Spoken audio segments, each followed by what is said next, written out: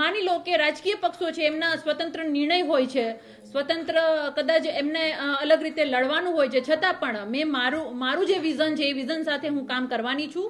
હું કદાચ મારે કોઈ પક્ષનો સાથ નહીં મળશે અથવા તો દરેક પક્ષોના ગઠબંધન પણ નહીં થશે અને કોઈ જોડે ગઠબંધન નહીં થશે તો પણ હું મારી રીતે પોરબંદર લોકસભા કદાચ નિર્દલીય લડવાનું થાય તો પણ હું લડીશ.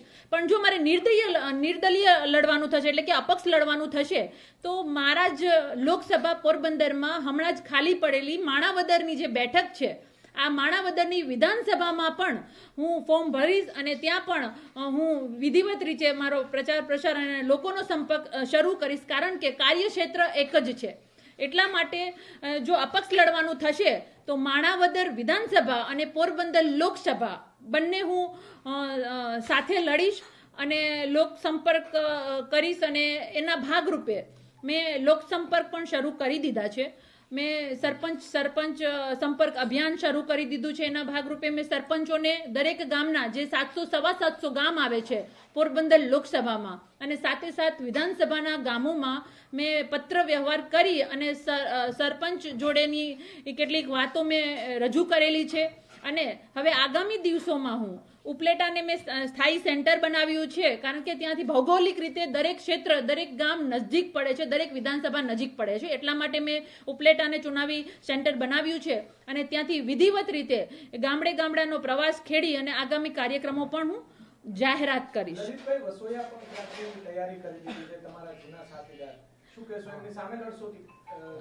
જો લોકશાહી દેશ છે, દરેક લડી શકે છે. મેં તો છેલ્લા 6 મહિનાથી લોકસભા લડવાનું એલાન કરી દીધું છે.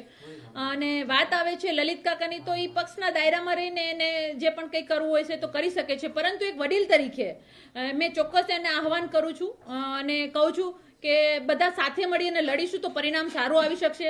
એટલા માટે આપની પાર્ટીને સમજાવો કે કેન્ડિડેટ વિડ્રોલ કરે અથવા તો કોઈ પણ સમીકરણ બનાવે તો જ ભારતીય જનતા પાર્ટીને પાડી શકીશું. એટલા માટે હું તો દરેક પક્ષોને આહવાન કરું છું, દરેક પક્ષોને વિનંતી પણ કરું છું કે જો ભારતીય જનતા પાર્ટીને પાડવી છે તો બધાએ એક થઈને લડવું પડશે. પરંતુ જ્યારે મહિલાઓની વાત આવે છે ત્યારે પાર્ટીઓ ટિકિટ આપવામાં મહિલાઓને ટિકિટ નથી આપતું.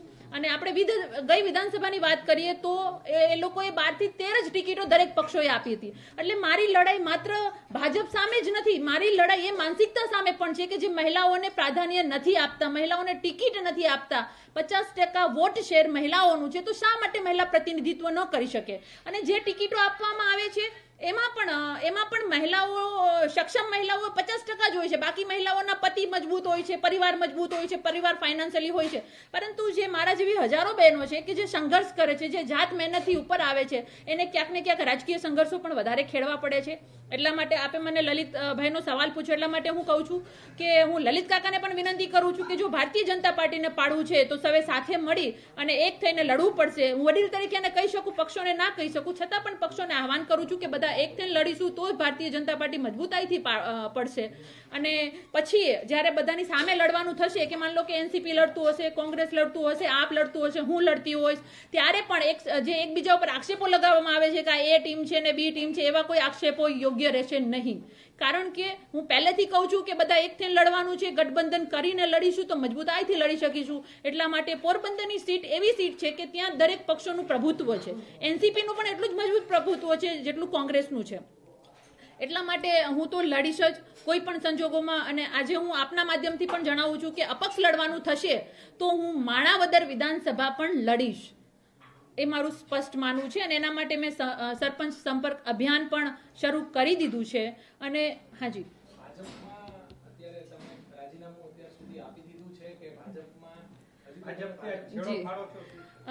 આજે હું આપને પણ એક સરપ્રાઈઝ આપું છું કે ભારતીય જનતા પાર્ટીમાં માનસિક રીતે તો મેં રાજીનામું બહુ પહેલા જ આપી દીધું છે. માનસિક રીતે હું એના વિચારોથી હંમેશા અગેન્સ્ટમાં છું, પરંતુ આજે આપના સામે જ ભારતીય જનતા પાર્ટીનું આ ખેસ છે અને ભારતીય જનતા પાર્ટીને અધ્યક્ષને, ગુજરાત પ્રદેશ અધ્યક્ષને લખેલો મારી પાસે આ લેટર છે.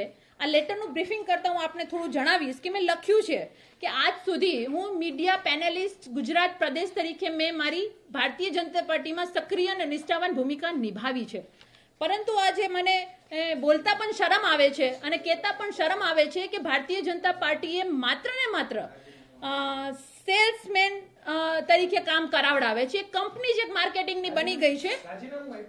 જી નહીં, હું હજી આપણે જણાવી રહી છું કે સેલ્સમેન મેં લેટર લખ્યો છે પ્રદેશ અધ્યક્ષને, અને એમાં હું બ્રીફિંગ કરું છું આપને કે જે મેં લેટર લખ્યો છે, લેટરમાં મેં લખ્યું છે કે તમે માર્કેટિંગ કંપની ચલાવી રહ્યા છો, માર્કેટિંગ કરી રહ્યા છો, અને જે પણ મીડિયા પેનલિસ્ટ હોય છે, પ્રવક્તા હોય છે, એની પાસેથી માત્ર ને માત્ર માર્કેટિંગ પદ્ધતિથી કામ કરાવવામાં આવી રહ્યું છે.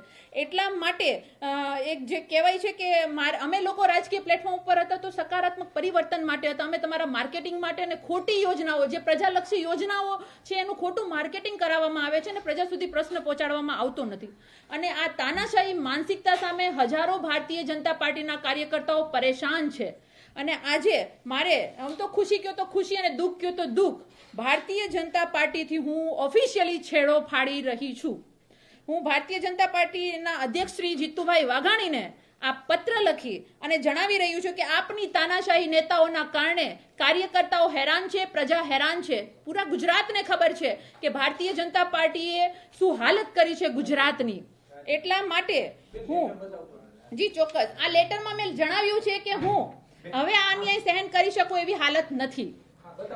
જી હું ભારતીય જનતા પાર્ટીના એ પ્રદેશ અધ્યક્ષને જણાવવા માંગુ છું, સમગ્ર પાર્ટીને અને રાષ્ટ્રના અધ્યક્ષ શ્રી અમિતભાઈ શાહને પણ જણાવવા માંગુ છું કે આપની તાનાશાહી નીતિઓના કારણે કાર્યકર્તાઓ હેરાન છે, હિંમત નથી કરતા. પરંતુ અમે તો જનક્રાંતિમાંથી ઉત્પન્ન થયેલા એ લીડરો છીએ કે અમને કોઈની બીક નથી.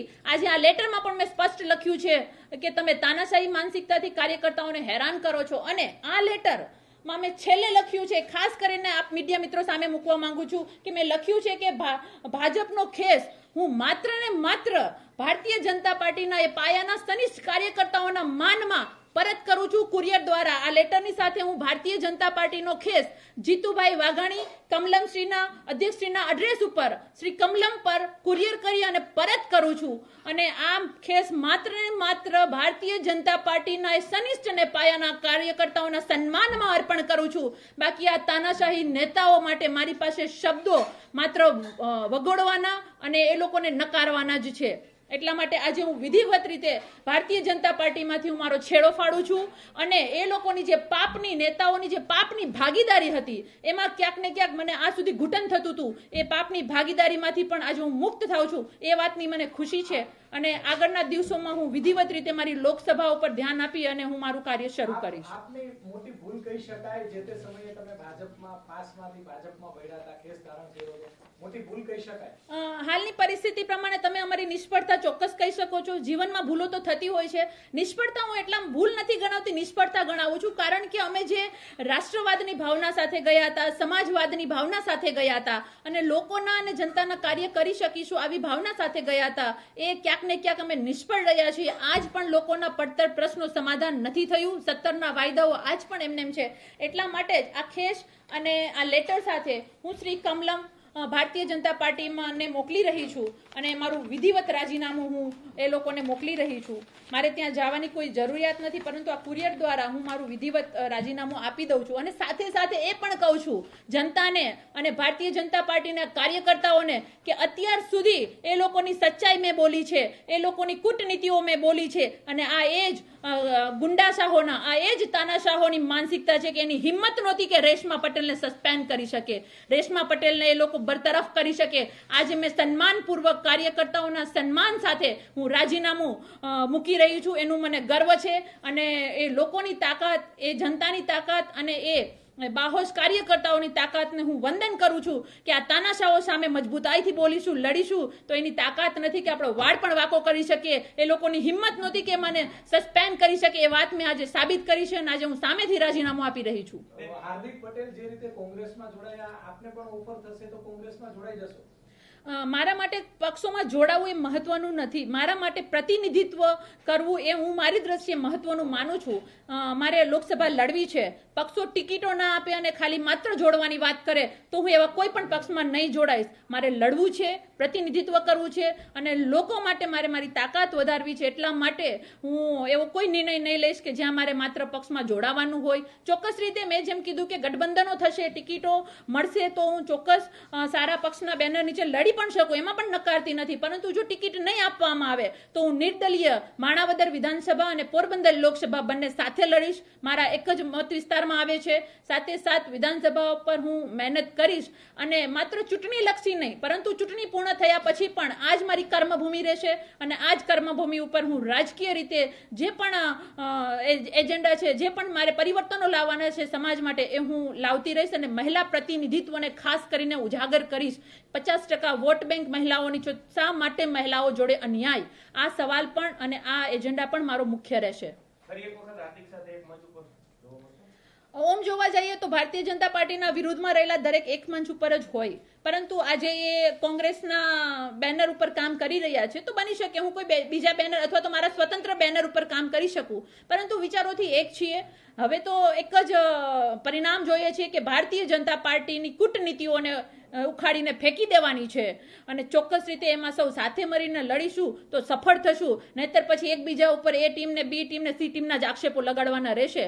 એટલે હું ફરી પાછું એકવાર દરેકને આહવાન કરું છું કે બધા સાથે મળીને લડવું પડશે. આંદોલનના કારણે તમે બધા આગળ આવ્યા, તમારા બધાના નામ થયા. હવે ભાજપ કે કોંગ્રેસના ખેસ ધારણ કરવામાં આવી રહ્યા છે પછી એક.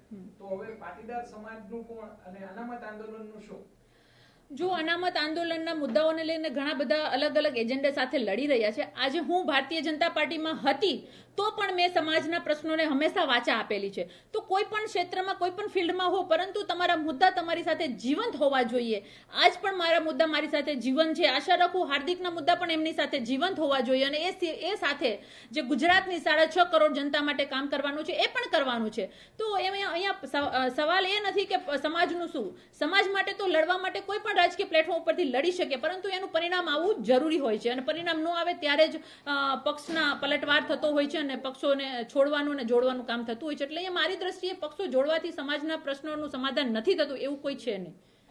જયંતિ બોસ્કીએ ઘણા સમય પહેલા નિવેદન આપ્યું હતું કે પોરબંદર પરથી તેઓ પાટીદાર મહિલાને ટિકિટ આપશે. આપની અને તેમની કોઈ વાતચીત થઈ છે ખરી? જો મારે ઓફિશિયલી કોઈ જોડે કોઈ વાત નથી થઈ, પરંતુ મેં એક સમાજના આગેવાનો અને રાજકીય આગેવાનો જ્યારે પણ સામાજિક પ્લેટફોર્મ ઉપર કે રાજકીય પ્લેટફોર્મ ઉપર ક્યારે મળ્યા છે ત્યારે મેં દરેકને વિનંતી કરી છે, આહવાન કર્યું છે કે મને નેતૃત્વ કરવાનો મોકો આપો. કારણ કે હું પણ સમજુ છું કે રાજનીતિમાં યુનાઇટ થઈને લડીશું તો જ આ તાનાશાહી કૂટનીતિવાળી અને જે પૈસાઓના રેલમ છેલમ કરી અને જે વોટ ખરીદવાની ભારતીય જનતા પાર્ટીની રાજનીતિ છે એને પરાસ્ત કરી શકીશું. એટલે ચોક્કસ રીતે મારી લાગણી અને માંગણી એમના સમક્ષ મેં દરેક લોકો સુધી મૂકેલી જ છે. બસ આશા રાખું કે એ માંગણીઓનો સ્વીકાર થાય અને કદાચ નહીં પણ સ્વીકાર થાય, કારણ કે રાજકીય પ્લેટફોર્મ ઉપર કાંઈ કોઈ પરમેનન્ટ હોતું નથી ને કોઈ લાગણીના સંબંધો બહુ ઓછા ચાલતા હોય છે. તો પણ હું મારી જે યથાશક્તિ છે કે હું અપક્ષ લડીશ અને એમાં માણાવદરને મેં એટલા માટે એડ કર્યું છે કે મારા ચુનાવી ક્ષેત્રમાં આવે છે અને હું માણાવદર લોકસભા અને પોરબંદર વિધાનસભા બંને સાથે લડીશ. એનસીપીના ધારાસભ્ય આપને સાથ આપશે એવું લાગે છે? હું તો દરેક પક્ષના નેતાઓ પાસેથી સાથ માંગી રહી છું. સાથ માંગવામાં મને જરા પણ શરમ નહીં આવે, કારણ કે મારે લોકો માટે કામ કરવું છે. મારે લોકો સમાજ માટે એક મજબૂત થવું છે. તમે સક્ષમ નહીં હશો તો તમે કોઈના કામ નહીં કરી શકો. એટલા માટે મેં દરેકને સાથ માંગ્યો છે. મેં જેમ કહ્યું કે હું કોંગ્રેસના નેતાઓ પાસે પણ આહવાન કરું છું કે આપણે લડવું જ છે તો ભાઈ યુનાઇટ થઈને લડો ને. શા માટે યુનાઇટ થઈને નથી લડતા? અને પછી જ્યારે કોઈ બીજું આવે, ફોર એક્ઝામ્પલ કે એનસીપી જ્યારે ત્રીજો મોરચો લઈને આવશે એટલે અલગ અલગ રીતે બદનામ કરવામાં આવશે કે ભાઈ તમે બી ટીમ છો ને તમે સી ટીમ છો. તો તમને ખબર છે કે બી ટીમ ને સી ટીમ થાય તો વિડ્રોલ કરો ને કેન્ડિડેટ, સાથ આપો એમને, કેમ નથી આપતા? તો કહેવાનો મતલબ આજે હું અપક્ષ લડવા જઈશ તો પણ એ વિરોધ પક્ષ તરફથી આક્ષેપ આવશે કે એ ટીમ છે ને બી ટીમ છે. અરે ભાઈ તમને ખબર છે તો તમે વિડ્રોલ કરો કેન્ડિડેટ ને, યુનાઇટ થઈને લડો. પછી ક્યાં એ ટીમ ને બી ટીમનો સવાલ આવે છે? એટલે મારે જનતાને પણ કેવું છે કે આ વખતે તમે ભોળવાતા નહીં. આ લોકો કોંગ્રેસ ભાજપની રાજનીતિઓમાંથી માત્ર ને માત્ર અહીંથી વા ફૂટબોલ બનીને તમારે જવાનું થાય છે. તો તમે યોગ્ય નેતાઓને પ્રતિનિધિત્વ કરો. એક માનસિકતા ગુજરાતમાં બનેલી છે કે ત્રીજો પક્ષ કે અપક્ષ સફળ ના થાય, આ માનસિકતાને તોડવાની જરૂર છે. બીજા અન્ય રાજ્યોમાં 3 પક્ષો 4 પક્ષો જીતે છે અને નિર્ણાયક પણ બને છે ત્યારે પ્રજા એકદમ સુખી રીતે રહે છે, કારણ કે સરકાર જેની બની હોય એને પણ બીક હોય છે કે આનો ટેકો ખસી જશે તો અમે પડી જશું. એટલે કહેવાનો મતલબ હાર્દિક જામનગરથી ચૂંટણી લડવાની વાત છે ત્યારે જી. તો ત્યાંથી લડે તો તમે પ્રચારમાં જશો હાર્દિકના પ્રચારમાં? ચોક્કસ રીતે હું પ્રચારમાં જઈશ. મેં પહેલા પણ કહ્યું છે કે હાર્દિકને રાજકીય પ્લેટફોર્મ પર હું વેલકમ કરું છું અને જેટલો બનશે મારી યથા યોગ્ય શક્તિ પ્રમાણે હું એને સાથ સહકાર ચોક્કસ રીતે આપીશ. પણ મારે પણ મારા ક્ષેત્રમાં જોવાનું છે, પોરબંદર લોકસભા અને માણાવદર વિધાનસભામાં, તો હું એમાં પણ મારે ધ્યાન દેવું પડશે. પણ ચોક્કસ મારો દરેક લોકોને સાથ સહકાર છે.